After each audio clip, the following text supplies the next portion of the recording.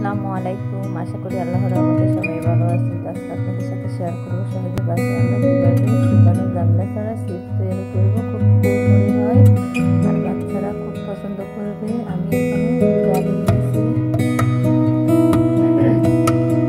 আলুগুলো আমি ভালো করে ছিলে নিয়েছি আর আমি বটি দিয়ে এইভাবে কেটে নিয়েছি একবারে পাতলা পাতলা করে।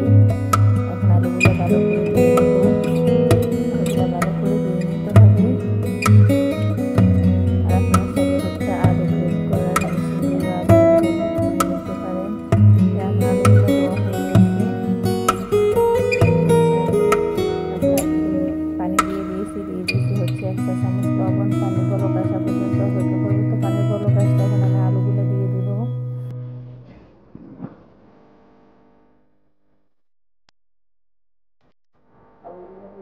আমি একটু নেড়ে ঢাকনা দিয়ে রেখে দিব, আবারও বলক আসা পর্যন্ত। বলক আসতে আমি একটু নেড়ে দিব।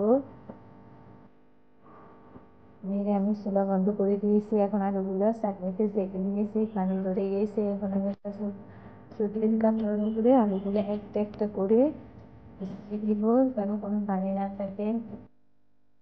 আলুগুলো প্রতিটা আলু একটা একটা করে আমাদের একটা পরিষ্কার সুতির কাপড়ের উপরে বসিয়ে নিতে হবে।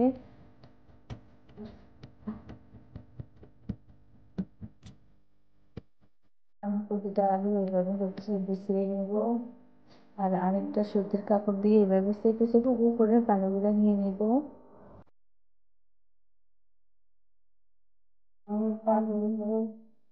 আলুগুলো শুকিয়ে গেছে। এখন আমি আলুগুলো একটা বাটিতে দিয়ে নেব। খুব সহজে আমরা আলু কেটে সাথে সাথে আলু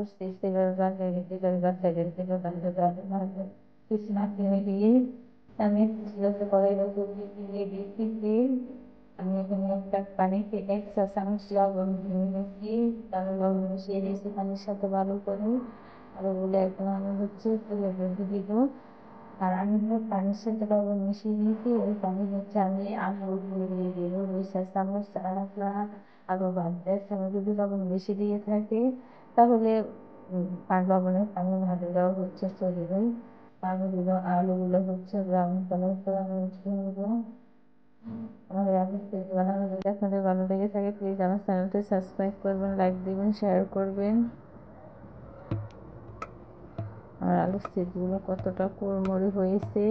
আপনারা চাইলে চাট মশলা দিয়ে নতুবা মরিচের গুঁড়ো দিয়ে খেতে পারেন। আমি আলুর চিপসগুলো এমনিতেই খাবো, কারণ আমার এগুলো এমনিতেই খেতে ভালো লাগে।